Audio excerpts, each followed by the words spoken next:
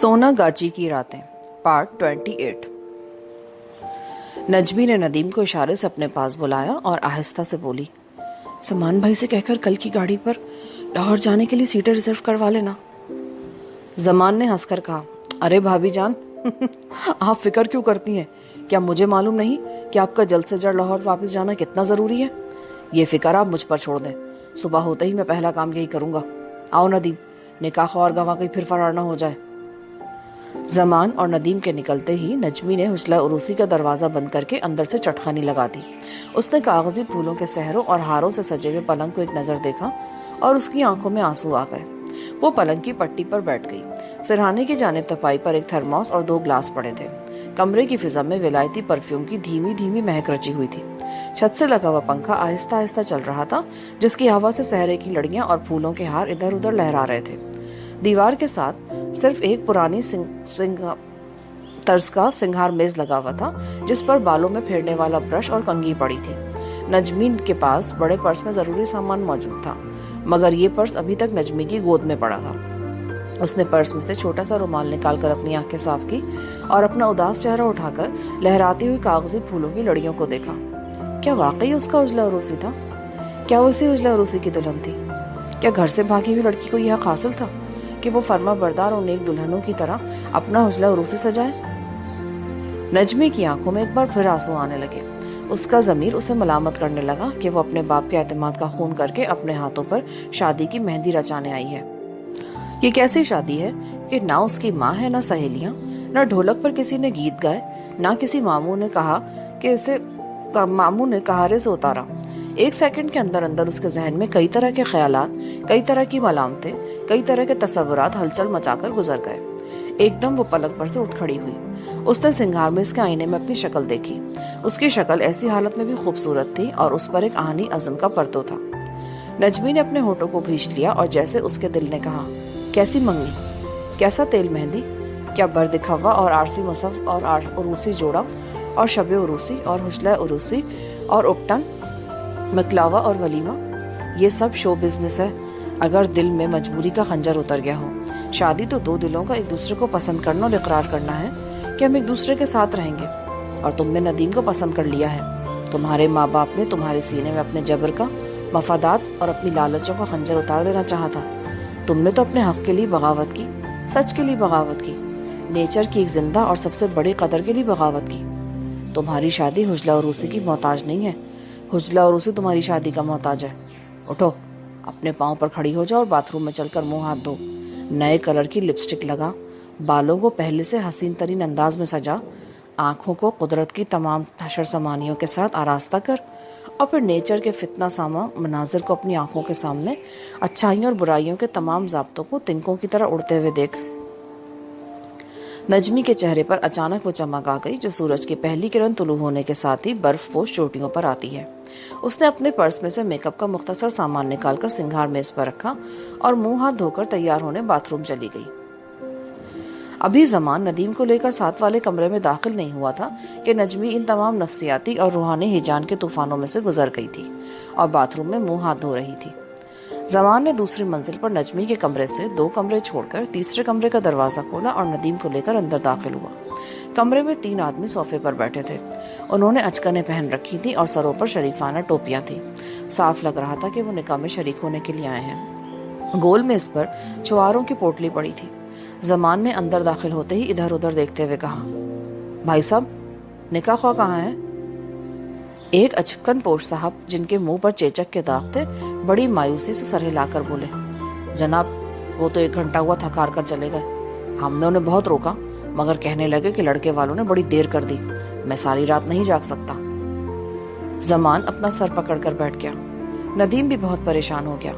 दूसरा अचकन पोश आदमी टोपी उतारते हुए बोला, मोहतरम, अब हमें भी इजाजत दीजिए। निकाह ख्वाह के बगैर हमारा यहाँ ठहरना बेकार है। निकाह की रस्म अब कल पर डाल दीजिए तो बेहतर है। तीसरा अचकन पोश भी उठते हुए बोला, मेरा भी यही ख्याल है। वैसे ये नेक काम है, और जब लड़का लड़की दोनों बालिग हैं और एक दूसरे से शादी करने पर राजी हैं तो हम फिर कल हाजिर हो जाएंगे। इस वक्त इजाजत दीजिए। वो तीनों अस्सलाम वालेकुम कहते हुए कमरे से निकल गए।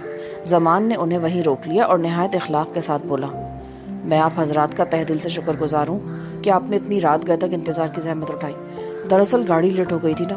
ویسے نکاح خواہ صاحب تھوڑی دیر مزید ٹھہر جاتے تو اچھا تھا. چیچک زدہ شخص بولا. بھائی زمان صاحب، اب دن نکلنے میں دیری کتنی رہ گئی ہے. آپ کل کسی وقت کا ٹائم رکھ لیں اور ہمیں فون پر اطلاع کر دیجیے گا، ہم حاضر ہو جائیں گے. ارے صاحب، ہم بھی لڑکے لڑکیوں والے ہیں، خیر کے کام میں ضرور شریک ہونا چاہیے. اور پھر شرع نے اس کی اجازت دے رکھی کہ لڑکی کو دلہا پسند کا ہونا چاہیے. خدا حافظ. ندیم بھی وہیں پہ کھڑا ہے، ساری باتیں سن رہا تھا. جب تینوں آدمی چلے گئے تو ندیم نے مضطرب ہو کر کہا، یار زمان بھائی، اب کیا کریں؟ میں نے تو سوچ رکھا تھا کہ آج نکاح ہو جائے گا تو کل 9-10 بجے کی گاڑی سے کراچی نکل جائیں گے تاکہ راتوں رات لاہور پہنچ جائیں. زمان نے اپنے آپ کو ایک بیکار بوجھ کی طرح صوفے پر گرا دیا. جیب سے سگریٹ کا پیکٹ نکال کر سگریٹ سلگایا اور بولا، یار ندیم، میں تم سے بے حد شرمسار ہوں. میں تو سوچ رہا ہوں کہ بھابھی نجمی کے سامنے کیا منہ لے کر جاؤں گا. وہ میرے بارے میں کیا سوچے گی کہ ندیم جس دوست کی اتنی تعریفیں کر رہا تھا، اتنے مان کے ساتھ اسے یہاں لایا، وہ ایک نکاح خواہ تک کو بھی نہ بٹھا سکا. ندیم بھی سخت پریشان اور مایوسی کے عالم میں تھا. زمان نے اپنی پریشان خیالی سے گھبرا کر تازہ سلگایا ہوا سگریٹ راگدان میں مسل ڈالا اور اٹھ کر ٹہلنے لگا. پھر اپنے آپ بولنے لگا، میں نے بڑی مشکل سے ایک نکاح خواہ صاحب کو راضی کیا تھا. تمہیں شاید معلوم نہیں، اگرچہ یہ بے حد ناجائز نہیں، مگر پھر بھی آج کل کے حالات ایسے ہیں نا کہ ہر کوئی بہت محتاط ہو گیا ہے. یہ تینوں آدمی بھی شہر کے معززین میں سے تھے. یہ بھی میرے کہنے پر نکاح نامے پہ دستخط کرنے آ گئے تھے. خیر، یہ تو کل بھی آ جائیں گے.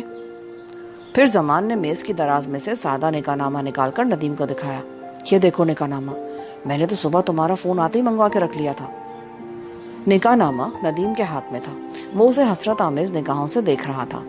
زمان کہنے لگا، اب تو رات سمجھو گزر ہی گئی ہے. ایسا کرتے ہیں، میں صبح 8-9 بجے جا کر خود نکاح خواہ کو لے آؤں گا، پھر سب ٹھیک ہو جائے گا. ندیم بھائی، تمہیں جو کوفت ہوئی ہے اس کے لیے مجھے معاف کر دینا.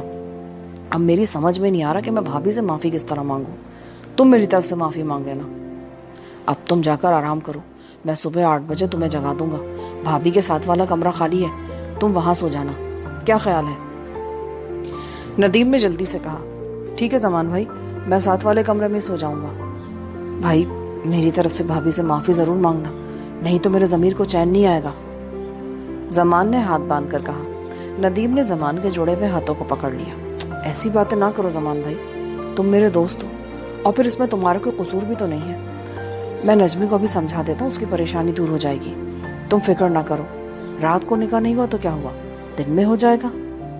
زمان نے اپنی بات پر زور دیتے ہوئے کہا، کیوں نہیں بھائی، میں خود نکاح خواہ کو لے کر آؤں گا. اس سے ساری بات ہو چکی ہے.